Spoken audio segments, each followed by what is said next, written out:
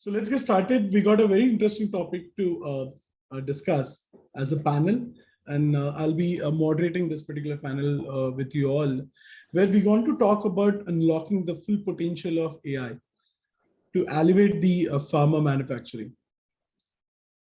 This statement itself, brings so many questions for us as a leader to talk about technology with pharma. So let me start with you, Atul. What are some points of resistance that you would have to overcome while moving from a legacy system to AI-enabled operations, and how does your company is being part of this journey? Well, your answer lies in your question itself. There's a huge resistance, moving from legacy and then modernizing it, and then bringing it to a point where technologies such as AI, right, and data analytics, they work. It's a long process. It's not an easy process, and that's where it makes nervous to the companies, right? We are not into APCER Life Sciences is a global service provider. We operate in the knowledge process outsourcing space, and we offer very niche services, pharmacovigilance services, medical writing, and other things to our customers. But howsoever we do talk, when we talk to our customers, we talk about their challenges, right? And they are all biotech customers, global healthcare companies, right? And the challenges, the challenge is that everyone understands about the AI, but people are nervous about it. There are not many successful business cases of end-to-end digital transformation if you look across the industry. And the reason being because while people have heard about it, the good thing is that AI is not just a hype right now. Okay, AI is just not a hype right now. But changing from legacy and modernizing it to a level where technologies such as data analytics and AI can really bring in the effectiveness and the efficiency into the operation. It's a big challenge. The resistance will be in the form of first thing is knowledge, know-how, where to begin, right? Which is the first mile, and what is the last mile? Second thing, most of the companies see it as a technology project, whereas it is just not technology. It requires for a critical change, or a change across the organization. These kind of implementations are cross-functional, right? If you just focus on the technology, right, you will deploy the technology, and at the end of the day, the results will be very dissatisfying. Reason being, I will tell you one reason. AI, artificial intelligence, doesn't work on its own. Artificial intelligence requires a huge amount of data, right? Mm-hmm. And that is where it does the deep learning, and then it brings efficiency and intelligence in the form of automation, right? So without any intelligence, what form of data analytics do you think is going to come? So, and the third thing is, the industry regulations, right? Healthcare industry has been primarily about control and risk. Right? That's the top priority. Those are the resistance within the organization. And then, of course, the constant struggle between how do I protect my intellectual property and how do I trust, technologies such as cloud? Because these kinds of modernization, if you try to do it at house, it's gonna be a very, very difficult task, to be honest with you. Right. How about you, Dhaval? What do you think? What kind of resistance, what is your point of view here? Firstly, a very good afternoon to AI-enabled operations. Yeah, firstly, a very good afternoon to all of you. And I think Atul covered largely all the aspects. And I would just like to, without repeating it, try to bring in certain aspects or add on to those. So I think the first and foremost tends to be the regulatory aspect, because let's face it, we are in an industry where we are manufacturing products or service or delivering services which directly impact someone's health, right? So there is a quite a bit of a regulatory aspect that we have to live with, and it could be either from a compliance perspective or it could be from a safety first perspective where the organization itself feels that it may need to walk an extra mile while the compliance may stop at a particular point. And then trying to entrust machines or unmanned operations to be able to drive these particular processes which are resulting in a product that impacts someone's life, there is always a deterrence or a question mark over it. So I think that tends to be one of the primary reasons, or the most convenient excuse, if I may use the term, to not adopt certain newer technologies. And I think that's one of the reasons why this industry tends to be a little towards the tail when it comes to adopting transformations, especially on the technology front, right? Because it takes a lot to get to a stable point, and then to disrupt it and uproot and start again. There are always questions raised about whether it is worth the effort or it is not worth the effort. So that's one of the factors. And the second and the most important one, I think, which possibly I would complement to what Atul has said and add on to it, is I think the lack of the right skill sets who are able to meaningfully evaluate the digital transformational capabilities available, understand its applicability, understand its pros and cons, and then execute them in a cost-effective manner. That tends to be one of the second most important factor when it comes to factors that impact or deter the adoption of digital transformation. Because let's face it, these are not very simple technologies, or these are not just jazz words we are talking about. These are the ones that possibly change the way you operate in normal parlance. And the third and the most important factor, I think, which works against is the entire cultural aspect. So there always tends to be an inertia in an organization to maintain status quo or be at comfort with a stable course of action. And then to deviate from there, it becomes largely a mindset issue more than a technology issue, because the technology is available. And if you walk an extra mile, you may even find the right skills to implement it. But I think the adoption always remains a question mark.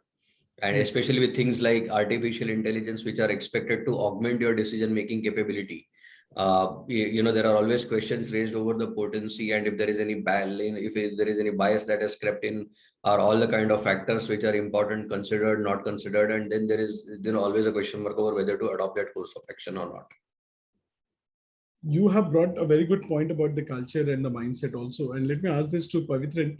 What do you think, this changing from legacy to now, how Atul and Dhaval has just explained. What do you think? Is there a change in culture and the mindset which has happened, or do you still see the industry has to adopt this?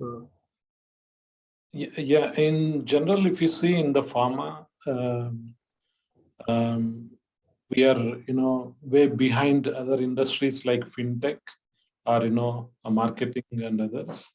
So in pharma, we see a lot of resistance still. As Dhaval rightly mentioned, the digital transformation, right, talks about the people and the process and the technology. So without having people and the right process in place, achieving the transformation, whether using AI or any other emerging technologies, will be challenging aspect. So, and the way today we are doing manufacturing is more in a legacy environment. Transforming this, demands a lot of confidence in the systems itself. So, as Atul mentioned, the AI is very much at a primitive stage. So whether we are able to deliver solutions which is trustworthy and robust, then only the user community or the business will trust them. So we need to take a step back, before even talking about AI. We need to see whether we have the right data strategy, whether we have the right data in the organizations, whether from the single source of point of view, or even the data integration, because most of these organizations grown in silos. So the data is very much in the departments. So unless we bring in a lot of confidence in the systems today to the user community or to the business, the adoption levels will definitely, there is an adoption, but it is not as fast as we are expecting. So there are some challenges. So democratizing the digital technologies is on top priority for all the leaders, in the industry, whether they're CIOs or CMOs or CEOs, because in the future, we are going to run companies, digitally. So it is very important to change from the cultural aspect and bring in that, digital literacy across the organization, not just limited to top floors, even in the shop floor. We need to have people who understands the technology and the usages, so that they'll get benefited out of it, rather seeing it as a change, and challenges in adopting is really problem for the pace of digital transformation. Yeah. So if I want to talk, if I can ask about a best practices, about this shift in mindset and the culture, if I may ask all of you, all three of you, to talk about one best practice which can be heard by our audience and can be adopted. What could be that? How this change can happen? I'm sure this has to be a top bottom approach if you really want to change a culture of adopting AI, moving from your legacy way of working. So what do you think, Atul, Dhaval, Pavithran? Just give one example which we can take it as a takeaway. All right, I will talk about one of the things, and Dhaval and Pavithran can talk about the rest. But I think, see, when I said, to what I said and what Dhaval and Pavithran complemented, right? The word legacy, right? And I said about the word legacy, I said your answer lies in the question itself. Legacy, mindset, legacy, infrastructure, correct? And mindset is all about culture, how we do the things, here. That's what culture is, right? How we make the decision, how we share the data, right? How we work collaboratively. That's the culture part of it. I think the first thing in the digital transformation, if you have to go after, after digital transformation, or use or invest in technologies such as AI or data analytics or something like that, the change starts from the top, right? It's like a downstream thing. It has to have the executive sponsorship, and very clearly, it should not be about just technology itself, that we want to deploy a technology, right? You have to define a business problem, what business problem you're trying to solve, create a KPI, business KPI around that, and then anchor your strategy around that business problem and the KPI that you want to generate. Often it happens the other way. Oh, we want to do the technology thing, and we want to bring the data all together, right? And we don't know where the data lies, what format the data lies, correct? Whether my infrastructure is capable of handling, the data growth or not, whether the data pipeline is going to be full or not, right? Nobody knows about it. So it's happened the other way. So my suggestion is, when it has this whole program needs to have the sponsorship from the leadership community, right? A clear vision, what we have to obtain. So there is no doubt across the organization what we have to achieve, right? That will lay the foundation of, clear thing that working in silos isn't going to work for us, right? I think that's one of the areas I want to talk. Okay. How about you, Dhaval? So I think one is, like we rightly said, it's in the DNA of the organization, and to what extent it can be modified is questionable. But what can be done is that we can take some concerted efforts, and one of the most I think something that has proved that can help take on something new, say something like or adopt something new like an artificial intelligence is the whole proof of the pudding way of working, right? So what you can do is that you can pick some use cases, and especially in, say, in the non-critical areas, what they call as quick wins, and try to implement pilots or POCs around that, and then try to justify or demonstrate that how does counter wisdom stack up when stack up against the AI, to say that, okay, if in absence of AI this is a decision made, or this is a benefit delivered, or this is outcome seen, and with AI there is so much delta that is there available which can be adopted, And as people see the benefit of these technologies in real life problems that they face on a day in and day out basis, say for example, it could be a planning issue. Can AI help me streamline my supply chain so much better, or can it help me streamline my operations so much better, or can it help me answer my inventory stocking norms or those kind of questions better, so that my overall cost comes down and it helps move a business KPI? Then I think people will tend to lean towards it and at least see the value that this technology has to bring to the fore. For example, some very simple things like quality, right, or quality inspections, where there is a lot of manual effort that goes in. For example, either it could be in the quality of the product, or it could be on the packaging. By employing simple techniques in AI and ML, which may be something that you, for example, leverage, say either image recognition, or it uses computer vision, and then it augments the decision making so that the overall human effort comes down. And you say that, okay, this is one use case which we picked up and this is how it delivers a benefit, and then try to identify more and more use cases. I think you will have more people jumping onto the bandwagon rather than trying to, making it completely top down and saying, here's AI and this is how we are going to work in the future. So I think having a POC based approach where you demonstrate the benefit that the technology has to offer, then it becomes more of a business discussion than a technology discussion, and people tend to adopt the change. Anything else you want to add, Pavithran? Yeah, I think Atul and Dhaval has covered. Just one thought what I have is like, I think we need to create a platform where the business community come up with a lot of ideas. Generally, what I have seen, right, any ideas coming from the business, it could be for the digitalization or for any other aspects, they take the ownership and they try to drive it more diligently, rather being part of an IT driven or a top driven IT or digital transformation projects. So sometimes we call this as a shadow IT.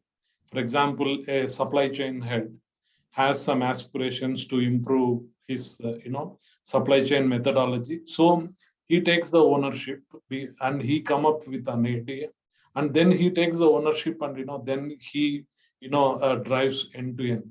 Suppose if IT or some other PMO organization is driving the same project, the accountability will not be there with the business.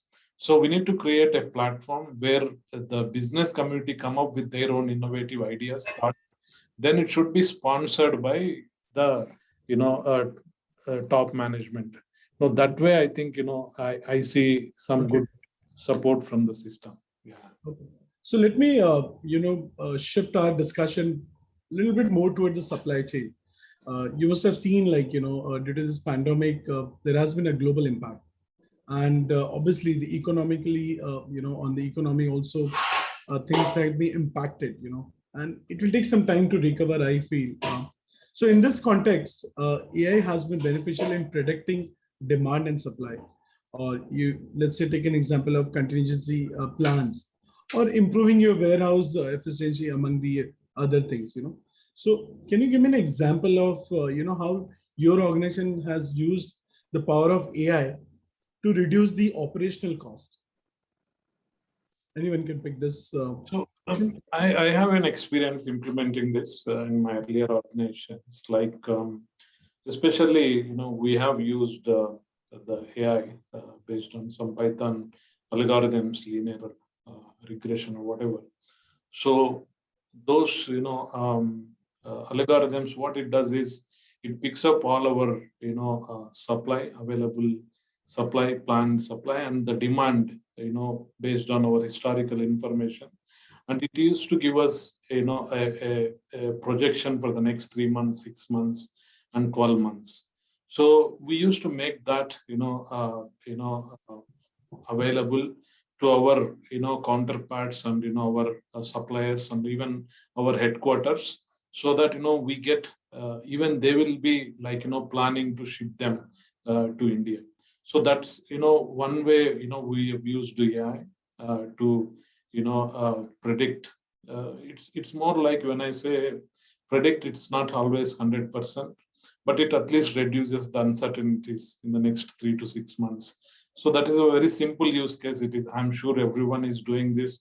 Either it could be in Excel or it could be in Python, but the algorithm is more or less the same. The base foundation is the same. Yeah. That's what, one simple use case what's on top of my mind to deal with the, ACM supply chain use case. Yeah. Anything from you, Atul? I think the example that Pavithran gave, is a very lucid example and a very clear to understand example, right? That's where the data science is all about, predicting the future. And predictions cannot happen on its own, right? It will happen only on the basis of the data. So understand this. What I'm trying to say, data is at the core of your digital transformation, right? Without data, your AI is going to fail, right? And data analysis is not going to work, correct? So that's how it is. I think supply chain is one area in the manufacturing, right, where AI can bring substantial benefits, right? And the other area in the operations is, I think, the predictive maintenance or the predictive analysis, the way you want to call it, right? But yes, I think Dhaval also pointed out to a couple of examples, quality and inspection, other things. But in supply chain, that's how it is. Knowing what we did in the past over the last 6 months, how the pattern was, looking at that pattern, and then predicting out, what the future could look like. Yeah. Okay. Dhaval, I'll ask you a little different question. Just because from the experience of your industry or how your company has been dealing the areas of streamlining the processes. So can you tell us like some of the impressive ways AI helps enterprises streamline their processes? So like I mentioned, definitely there are ample use cases in each of the areas, but if I stick to say operations and supply chain, then quality is definitely one big area that gets explored a lot. Be it either in process quality or quality at rest or RMPM or of the finished product. So that helps you to take away the entire subjectivity out of the quality inspection process, for example, because with AI, with the machine doing it, there is a fair bit of predictability that comes into picture as to what parameters get evaluated when you're talking about quality. Correct. The second is in the whole non-core area, and by that I mean, for example, areas like the support functions like procurement, supply chain, or finance, where you talk about the entire AP/AR bit. Then that area is attacked a lot by technologies such as RPA, which invest in intelligent automation these days, where they bring in a complete standardization of how you treat every single invoice that comes into your system. What parameters do you check upon? How do you look at exceptions and what kind of workflows get triggered?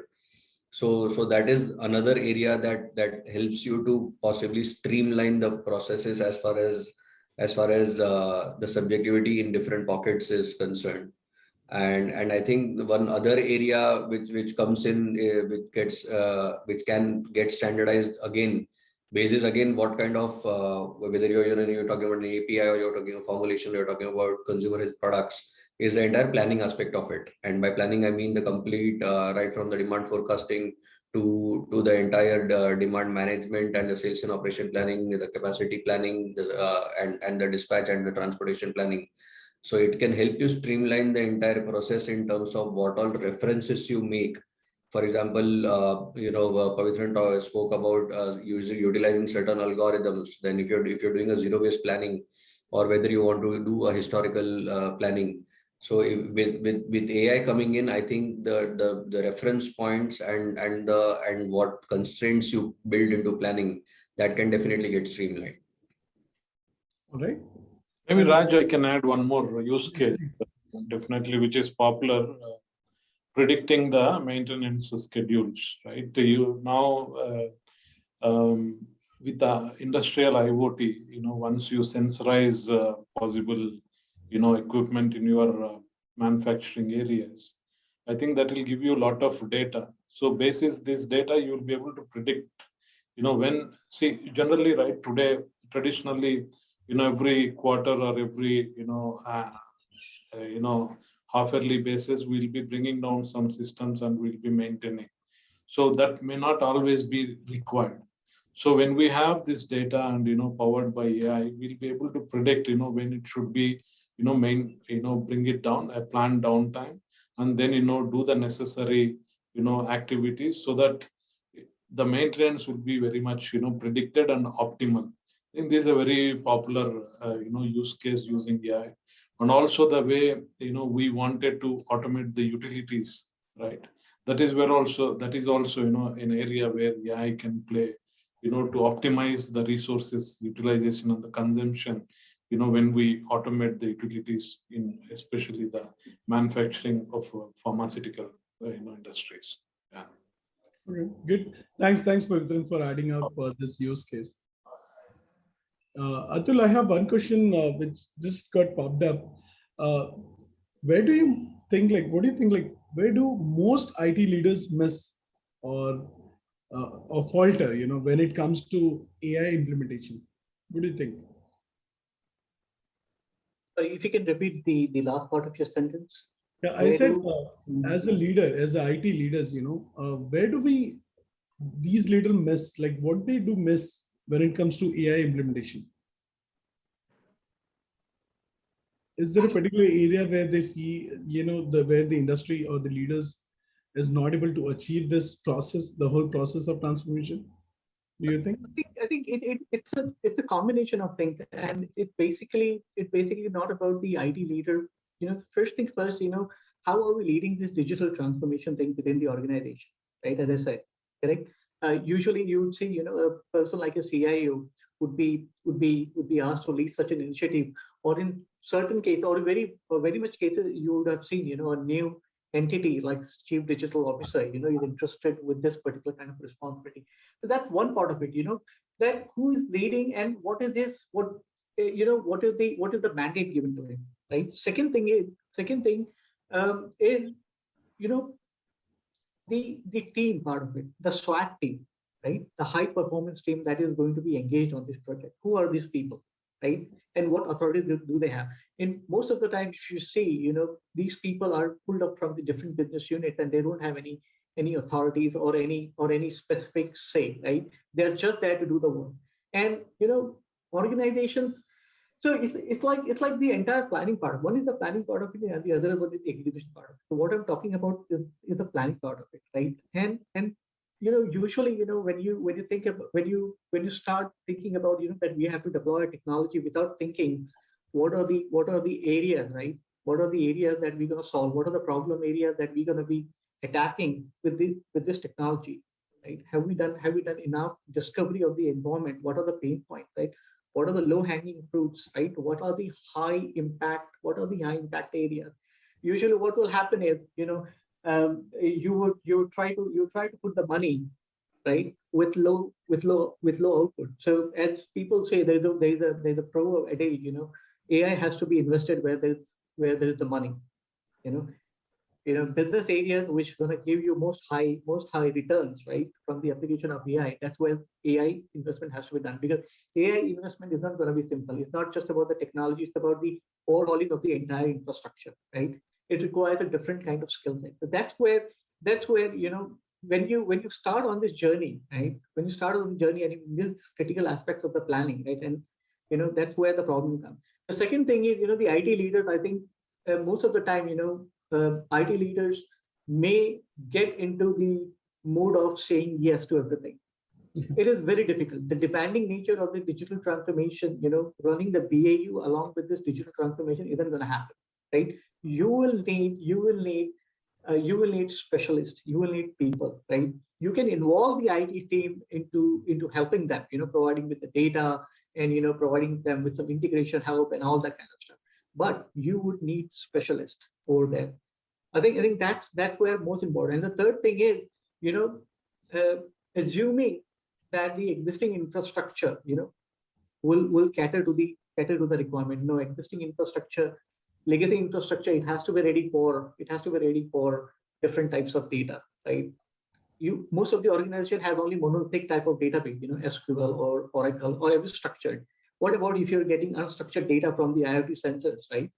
How do you deal with it? Where it's gonna go? Where it's gonna go and sit? How are you gonna harmonize it? Different kinds of data. How are you gonna meet it? So I think the most important part over here is the planning. Whether if IT person is involved, CIO is involved as part of the planning. I think that's the most important thing. Usually, if IT leader is not involved in just planning, then you're gonna mess on the execution side of the thing. But planning is most important. If you do the right planning, you have win 50% of the game. That's in a nutshell, I would say. Thank you, Atul. Thank you, Atul. You're saying something, Pavithran? I just wanted to add one point is, the adoption. I think that is one of the key area. I think what Atul said is right. Many times, if we are, more excited about the technology and giving backseat to the problem, then there will not be much adoption. So I think we need to be more trying to address the pain points of the business, and partnering with business, brings in more adoption. Otherwise, many digital transformation projects fails because of lack of accountability from business and also adoption. So generally the IT leaders are part of the core team, but not responsible for the failure of digital transformation project, because this is accountability of everyone.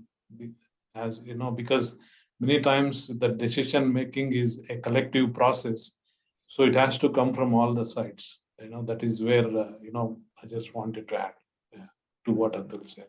Thank you. Yeah. Thank you. One more thing, Raj, to complement, what Pavithra said, as I said earlier, digital transformation is cross-functional. Understanding that it's a technology project is a big mistake, right? You can't have an entire chain of process or an entire process chain automated and being able to make a decision unless you break these siloed barriers, the information barriers within the organization and the governance barriers within the organization, right? That it is a cross-functional thing, and decision making, and it will require a unanimous decision making that we have to do this, right? Now people will have to think and talk about how we want to do it, right? Usually you would say the conversation will be why this cannot happen. Interesting. I got something to ask to Dhaval. What is your advice on adopting the best tech suite according to the organization's need? So it's a tricky one, Raj, but what I would say, having a business case is of paramount importance for everything. Right now, you see a lot of digital transformation and technology jargons being thrown out. And to your point on the previous question, what could be one of the mistakes that people in IT could make? Latching onto technology just because it's a buzzword or because it's a fashion statement somewhere, or just because you can then flaunt it at a particular forum. That could be one of the reasons and I think that directly impacts the adoption somewhere.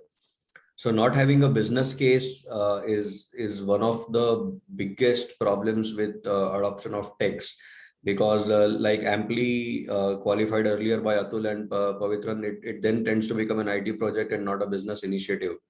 And the moment it becomes an IT project, I think that's the beginning and end of it. That's one. And I think somewhere not paying enough attention to, for example, what is the data strategy on a particular tech initiative. That becomes extremely critical, because with AI, I think analytics is one of the biggest areas of focus, right? And people do expect predictive and prescriptive analytics to come out of the deployment of AI-based reporting or analytics, and to be able to support the decision making. And then more often than not, what happens is that the data management and the entire data strategy becomes a post facto thought. So rather than having it at the center and then trying to carve out the processes around it to ensure that, number one, the right data is getting captured, number two, the data is getting stored in the right manner, and that by that I mean whether it needs encryption, whether it needs privacy controls and things like those. And the last is the data is available in the right format at the right point in time. So Atul spoke about having structured and unstructured data.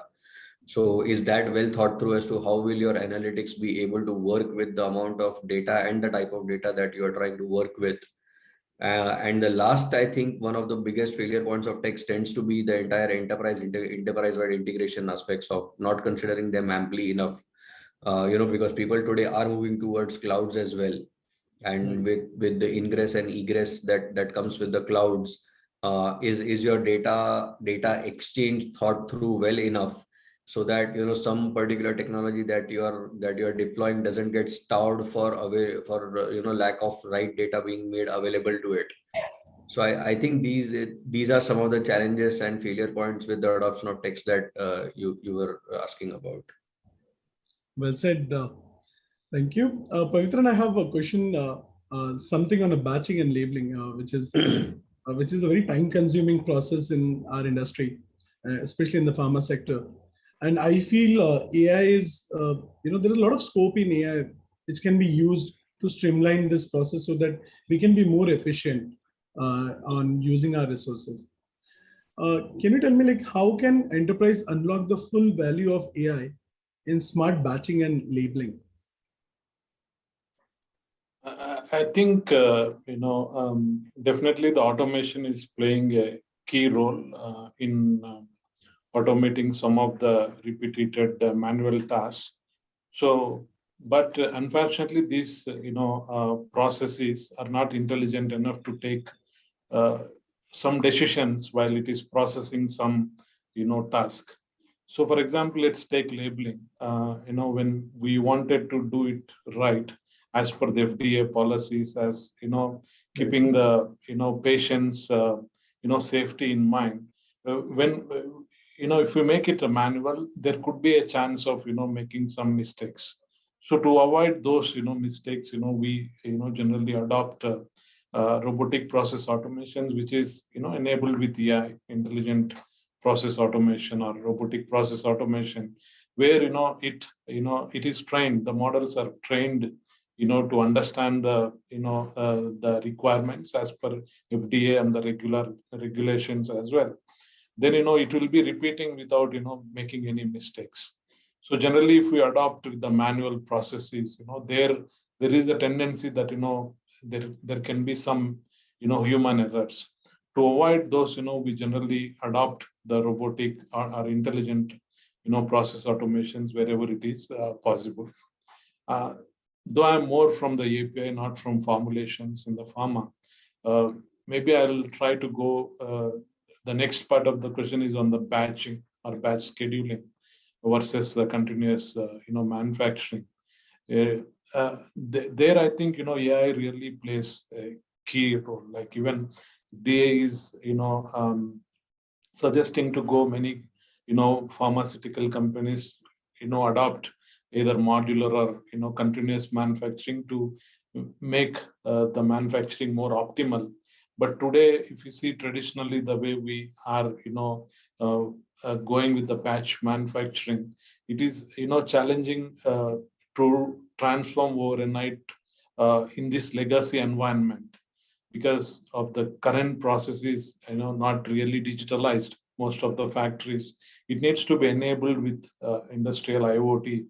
Then we need to take the right data and right decisions, a data informed decision to make our manufacturing or the batch manufacturing more flexible.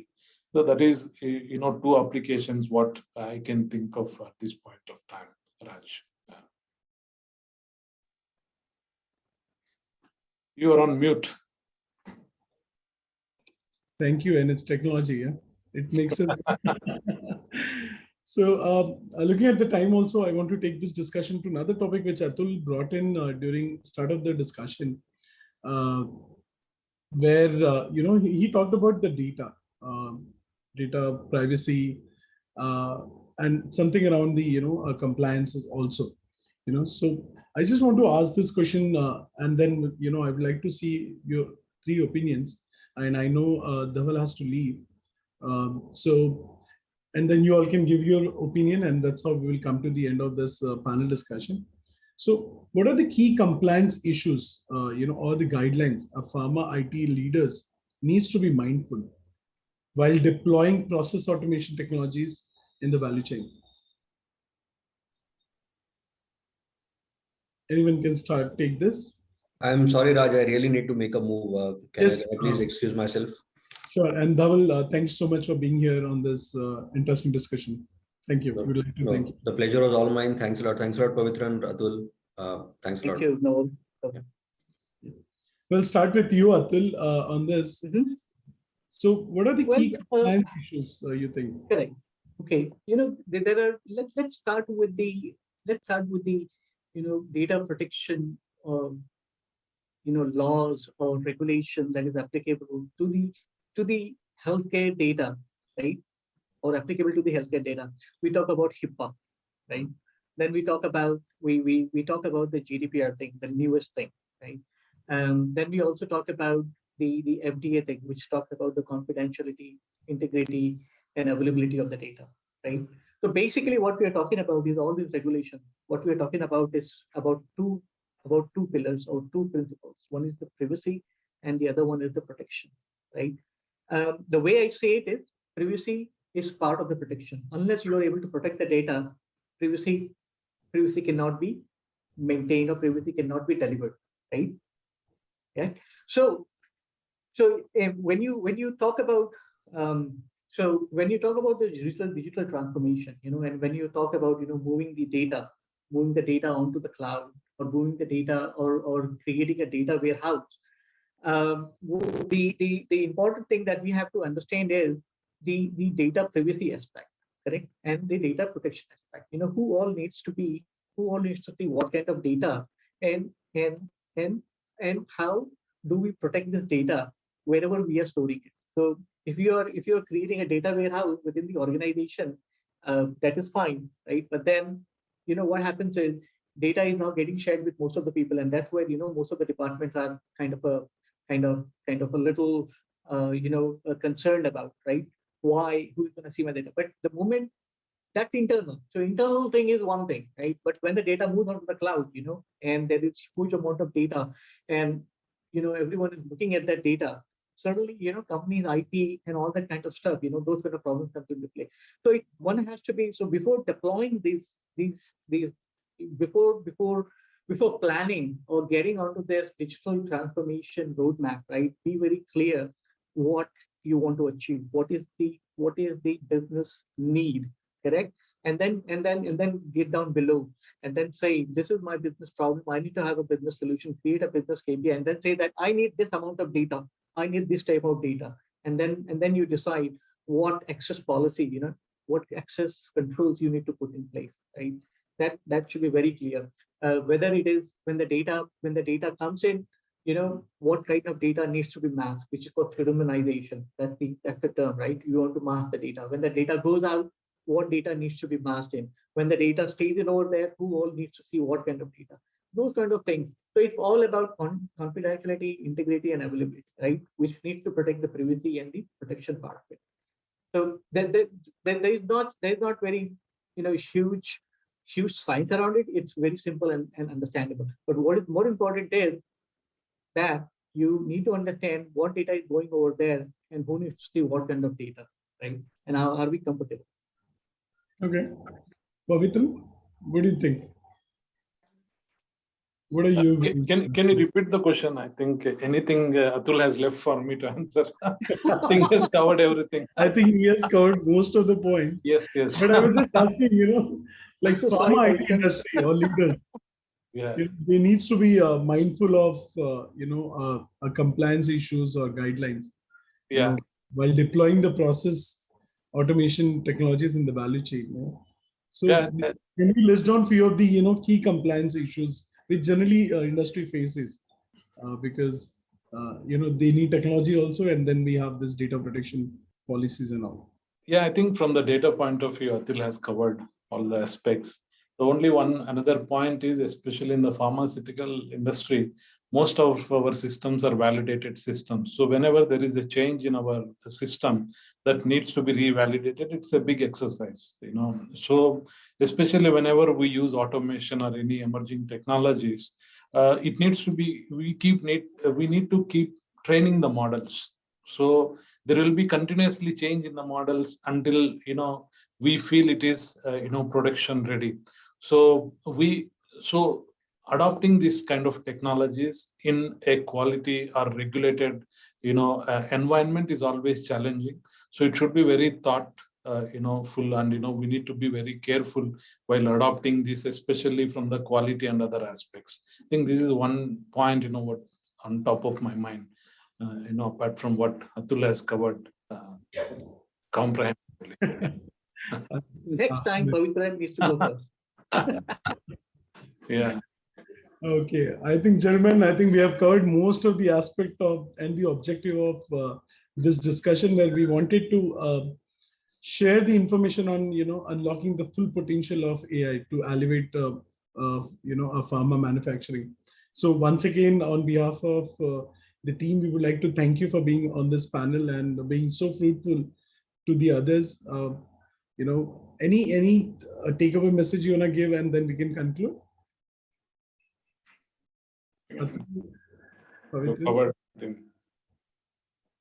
No specific takeaway message. I think the only thing is, digital transformation, looks to be fancy, but when you start on it, start carefully. Right? You need to plan. You need to have a sponsor. You need to have right teams in place. You need to do right solution discovery in place. Create right business cases. Create a collaborative culture across the organization. And remember one thing: the fruits cannot be reaped or harvested in a couple of months. It will take time. So have the patience. Most of the time, we tend to do a big bang thing, and in the process, we lose the hype and the happiness around it, and it becomes a dormant project. So it's quite possible. So pick up high impact, doable projects, which are the low hanging fruits. And with this quick wins, you will get more confidence. That's the message I would want to give to my viewers. Thank you, Atul. Thank you so much. And Pavithran, anything? Just 2 points. One is be very clear with the KPIs. Agree on KPIs with the other stakeholders. Second point is follow 80-20 rule. Focus on 20%, which will create 80% impact.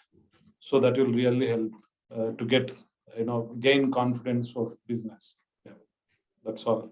Thanks, Raj. Thank you, Pavithran. With this, we're going to conclude this panel discussion. I would like to give a round of applause to all our panelists. This has been fantastic. So thank you once again.